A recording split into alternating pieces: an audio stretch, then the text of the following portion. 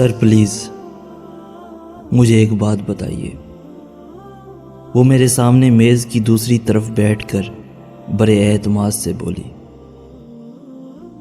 جو عورت پچھلے 5 سال سے آپ کے ساتھ ہے اور آپ کے 2 بچوں کی ماں بھی ہے، اس میں اچانک ایسی کیا برائی، کیا خرابی یا کیا کمی واقع ہو گئی کہ آپ اس کی ساری محبتیں، خدمتیں اور قربانیاں بھلا کر میری طرف مائل ہو گئے؟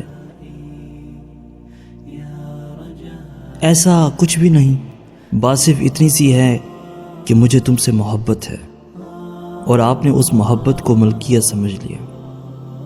مجھے بتائے بغیر، مجھ سے پوچھے بغیر، پوچھ تو رہا ہوں، تم مان جاؤ، میں اسے چھوڑ دوں گا، یعنی آپ کی خوشی کی خاطر اپنے جیسی عورت کا گھر تباہ کر دوں جو بالکل بے قصور ہے، یہ جانتی بھی نہیں کہ آپ اس کے بارے میں کیا سوچتے ہیں۔ مجھ میں تو اتنی ہمت نہیں سر۔ وہ حتمی فیصلہ سنانے لگی۔ میں بے حد پریشان ہو گیا، سمجھ میں نہیں آ رہا تھا کہ اسے کیا کہوں۔ مجھے خاموش دیکھ کر بولی، کیا سوچنے لگے سر؟ سوچ رہا ہوں رب کو منانا کتنا آسان ہے لیکن اس کے بندوں کو منانا کتنا مشکل۔ پھر تو آپ جانتے ہیں کہ رب ناراض بھی ہو جاتا ہے۔ میں خاموش رہا تو میرے چہرے پر نظریں جما کر بڑے سکون سے بولی، میرے رب کو وہ انسان سب سے زیادہ ناپسند ہے جو میاں بیوی کے درمیان جدائی ڈالے یا ان کے بیچ نفرت پیدا کر کے ان کی علیحدگی کا سبب بنے۔ کیا آپ یہی چاہتے ہیں سر کہ میں خدا کے ان ناپسندیدہ بندوں میں شامل ہو جاؤں؟ میں غور سے اسے دیکھنے لگا۔ یہ کیسی محبت ہے آپ کی جو مجھے میرے رب کے حضور شرمندہ کرنا چاہتی ہے؟ میرے پاس اس کی کسی بات کا معقول جواب نہیں تھا۔ میں بس اسے حاصل کرنا چاہتا تھا لیکن وہ کسی صورت راضی نہ تھی۔ کچھ عرصہ اسی کشمکش میں گزرا، پھر لاسٹ سیمیسٹر ہوئے اور وہ چلی گئی۔ جانے سے پہلے میرے پاس آئی اور بولی، سوری سر، میں نے آپ کا دل دکھایا۔ محبت میں ہم کبھی کبھی اتنی دور نکل جاتے ہیں کہ قریب کے رشتوں کی کوئی اہمیت ہی باقی نہیں رہتی، لیکن جوں جوں وقت گزرتا ہے تو احساس ہوتا ہے کہ ہم غلطی پر تھے۔ آپ کے ساتھ بھی ایسا ہی ہوگا۔ میں چلی جاؤں گی تو آپ بھی نارمل ہو جائیں گے۔ اس کے جانے کے بعد کافی عرصہ بے چینی میں گزرا۔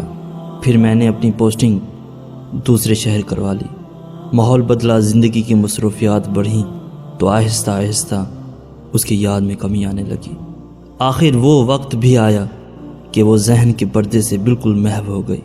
کافی عرصے بعد ایک تقریب میں نظر آئی، اسے دیکھ کر ماضی یاد آ گیا۔ میں اپنی احمقانہ محبت کی داستان اسے سنا کر زور زور سے ہنستا رہا، اپنی بے وقوفیوں کے قصے دلچسپ انداز میں سنا کر خوش ہوتا رہا اور وہ خاموشی سے سنتی رہی۔ پھر پوچھا، سناؤ گھر بار کیسا ہے؟ تو زور سے ہنس کر بولی، گھر بار کیسا سر، اکیلی بڑے مزے میں ہوں۔ مطلب؟ میں حیران ہوا، شادی نہیں کی تم نے؟ میں نے سرسری انداز میں پوچھا تو پھیکی سی مسکراہٹ لیے بولی، کیا کرتی سر، آپ کے بعد کوئی اور اچھا ہی نہیں لگا۔ چائے کا کپ میرے ہاتھ میں لرزنے لگا۔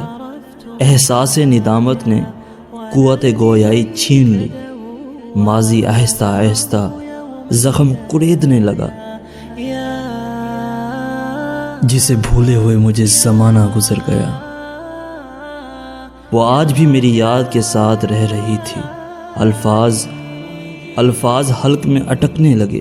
خود کو سنبھال کر بڑی مشکل سے کہہ پایا، مگر تم نے تو کبھی میری بات کاٹ کر بڑی قرب سے بولی، جنہیں اللہ کی رضا کی خاطر چھوڑتے ہیں انہیں جذبوں کا احساس نہیں دلایا جاتا، بس لا تعلقی کا گمان ہی کافی ہوتا ہے۔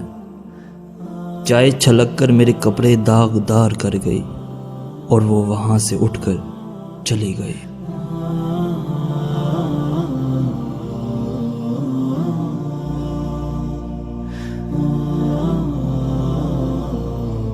إليك أنت صباحي مصفد بمسايا، فاسكب ضياءك إني ظمآن ضل صدايا.